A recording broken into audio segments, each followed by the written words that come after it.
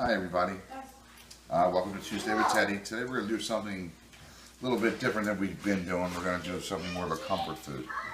It's a really crappy day, so we're going to make something nice that's going to stick to your ribs. We're going to make chicken pot pie today. Now what I've done is I've roasted off a bunch of chicken, split breasts and drumsticks, and just picking all the meat off to get it ready for the pot pie. Now, if you don't have the time to do this, you could just as easily go by any market and pick up a rotisserie chicken and just pick the meat off it. It'd save you a lot of time. Might cost you a little bit more money to do it that way, but pretty much the result will be almost the same. So, once the chicken is picked, we're going to move on to the next thing, which is to make the sauce. Okay, now that we're done with our chicken, we're going to start making the sauce. Now what I've done is I sauteed off some bacon, took the bacon out of the pan, put a whole stick of butter in there with the bacon fat. Like I said, this is not a healthy one, but it is a good one. Okay, then we're going to take one onion, chopped up. Let's get it all out there.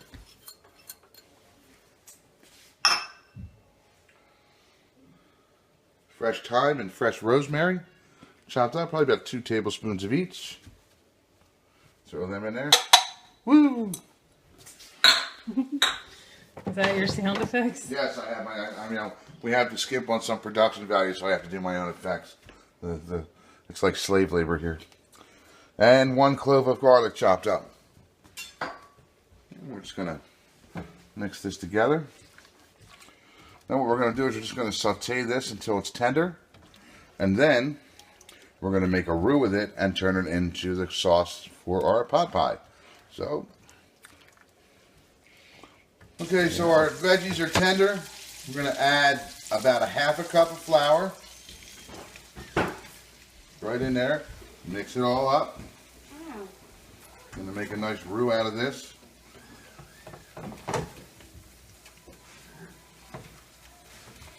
Now, the worst part about a roux is, unfortunately, you have to stir it for 5 minutes straight without stopping.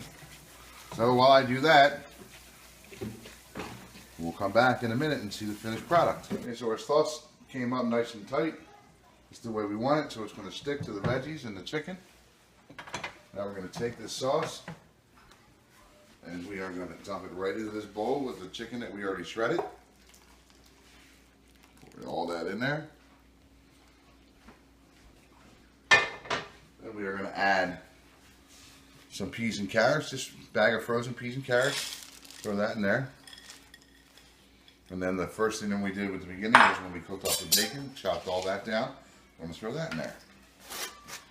And we're just going to mix it all together.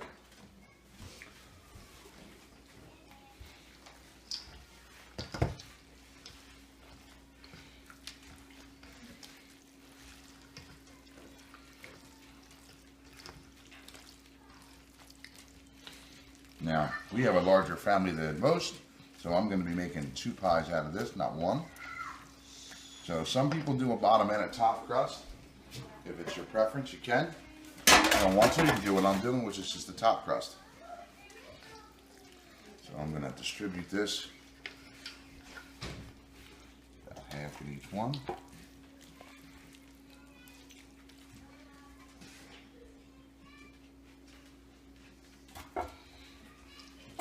Both pans have already been sprayed just to prevent sticking. I'm just going to get every bit of this out of here that we can.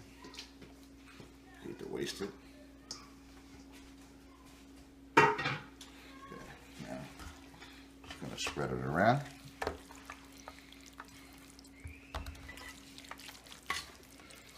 Okay, now you can make your own pie crust, but honestly, what you can buy, the Pillsbury pie crust or a store brand pie crust, is perfectly fine for what we're doing. It's quick, it's easy.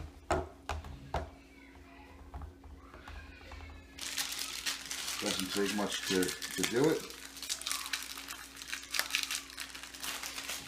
That makes an issue to open it.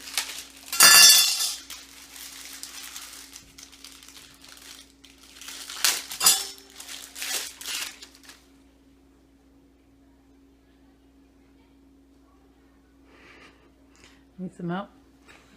There we go. And a little trouble apparently. Open it all the way up and maybe just press it out a little bit to try and stretch it.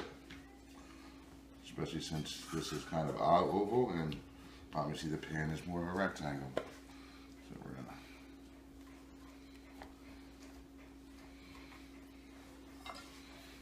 just cut these edges right here.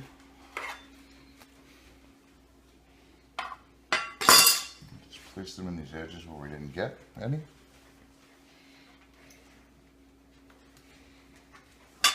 And then we're going to head to the oven.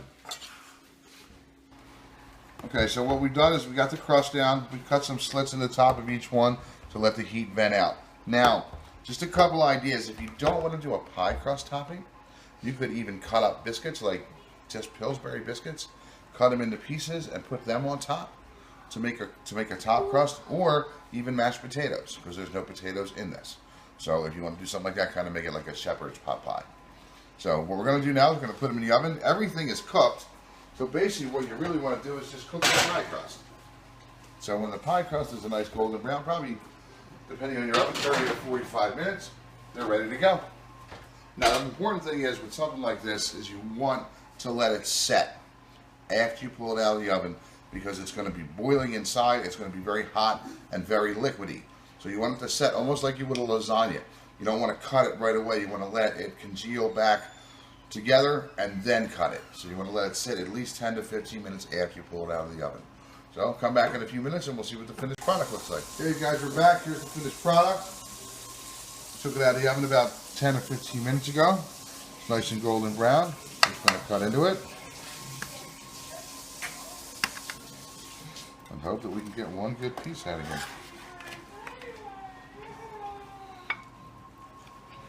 And there you go.